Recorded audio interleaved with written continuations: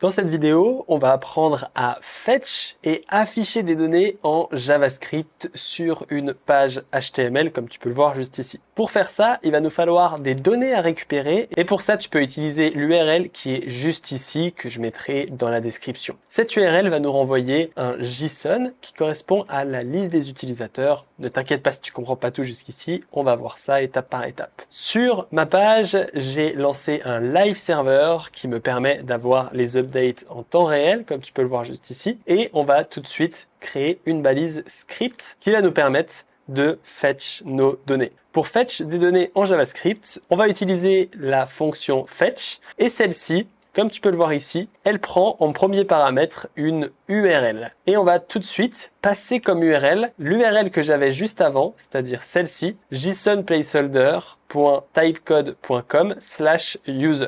Et une fois que tu as mis cette URL et qu'on sauvegarde, il s'est rien passé. Si on essaie de console.log le résultat de ce fetch, tu verras qu'ici, tu vas recevoir une promise. Une promise en JavaScript, c'est un peu comme dans la vraie vie, ça représente une promesse et c'est JavaScript qui essaie de te dire, là, je te promets que bientôt, je vais te donner la réponse. Et donc, nous, pour pouvoir récupérer la réponse, on va utiliser le .then. Et le .then, il veut dire, dès que ta promesse est terminée, j'ai envie de, et là, ...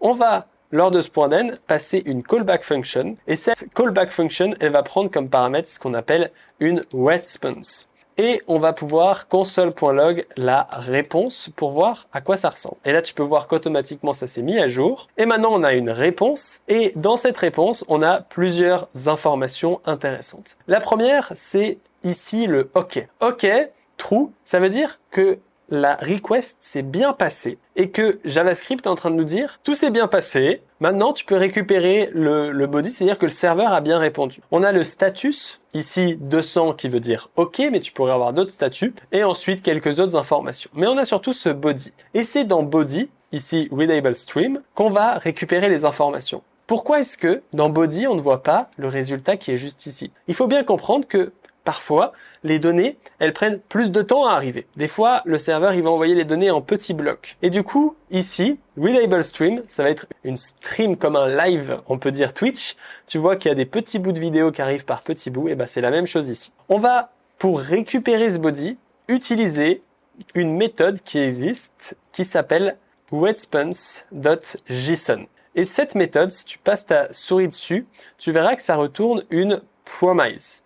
Et en JavaScript, c'est assez intéressant, on peut chaîner les promises. Donc là, maintenant, on va pouvoir dire, OK, dès que la promise est réussie, je vais utiliser response.json. Et puis, dès que c'est fait, ici, tu peux voir que j'utilise .then et je dis, dès que j'ai la réponse, je retourne response.json. Donc là, tu vois qu'il n'y a plus de console log.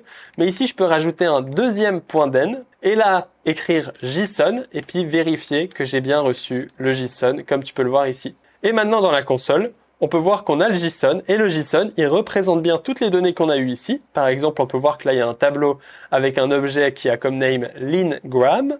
Et on peut bien voir qu'ici, on a un premier tableau ici avec un premier objet qui contient comme prénom, juste ici, lingram. Donc, on est bien en train de récupérer des données de l'API JSON Placeholder. Maintenant, nous, on a envie de prendre ces données et les afficher dans notre HTML. Et pour ce faire, ici, on va venir pour chaque élément, créer un LI et l'ajouter dans le UL. Déjà, on va récupérer le UL ici en faisant const UL element est égal à document.querySelector et ici, on va utiliser UL comme un tag qui nous permet de récupérer le UL. Et là, on va pouvoir renommer ça user et ici faire for const user of user. Et là, pour chaque utilisateur, je vais faire li element est égal à documents.createElements de li. Donc, je viens créer un élément li. Puis, je viens faire li elements.innerText est égal à user.name. On peut vérifier qu'ici, si je console log les users juste ici, qu'on a bien un name dans notre JSON.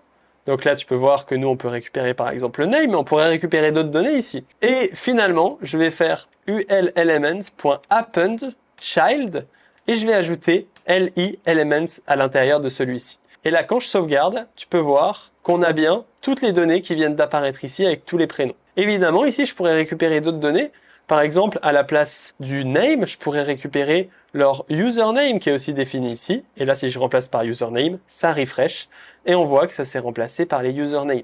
Avant de terminer cette vidéo, je tiens à te préciser que j'ai pas utilisé inner.html parce que ceci pourrait nous créer des problèmes et des injections de dépendance, des problèmes tels que des attaques XHS, et c'est pour ça que je te conseille de toujours créer des éléments en JavaScript comme je l'ai fait ici.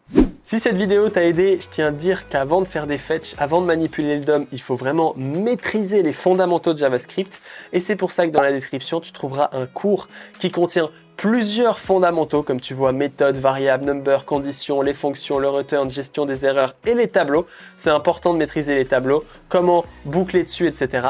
Tout ça totalement gratuit. Tu le trouveras en premier lien dans la description. On se retrouve là-bas. Merci de m'avoir regardé. Tu peux aussi regarder ma vidéo tutoriel JavaScript que tu trouves juste ici. Les deux sont de super bonnes ressources. On se retrouve là-bas. Ciao, ciao!